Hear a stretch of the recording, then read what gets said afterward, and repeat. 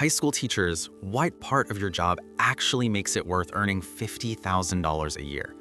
They tell you about summers, about benefits, about making a difference.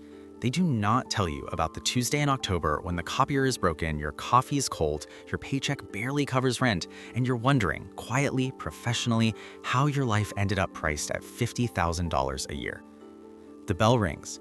32 teenagers walk in carrying noise, phones, attitudes, and lives you are not trained to fix. One slept in a car, one hasn't eaten, one is failing everything but laughs the loudest. You start the lesson anyway, because that is the job. Perform stability while managing chaos. Third period is rough. A kid mutters something disrespectful, another refuses to work. You write a referral you know won't change anything. For a moment, the math is brutal. The hours, the debt, the emails, the meetings about meetings. You could leave. You've thought about it. You think about it more often than you admit. Then it happens. Not loudly, not cinematically, it never does. A student stays after the bell. Everyone else rushes out toward lunch, freedom, somewhere else. This one lingers, hands in sleeves, eyes on the floor.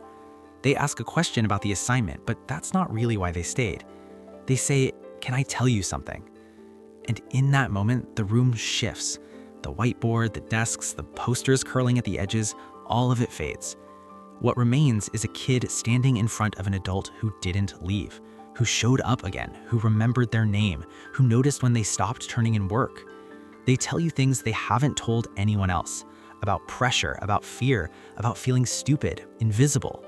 One sentence lands harder than the rest. "You're the only teacher who ever said I was good at this." You don't solve their life. You don't fix the system. You don't suddenly earn more money. You listen. You choose your words carefully because you know they might replay them for years. You tell them the truth with care. You tell them they matter. You tell them they are capable. You tell them you're glad they spoke up. They leave. The bell rings again. And there it is, the part no salary schedule can quantify. It's not the thank you emails, not the test scores, not graduation day.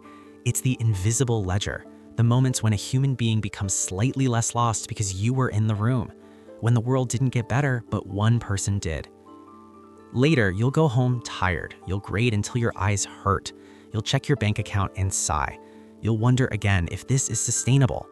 But tomorrow morning, you'll unlock the door, you'll write the objective on the board, you'll stand there as the noise pours in. Because somewhere down the hallway is a kid who doesn't know it yet, but desperately needs an adult who stays.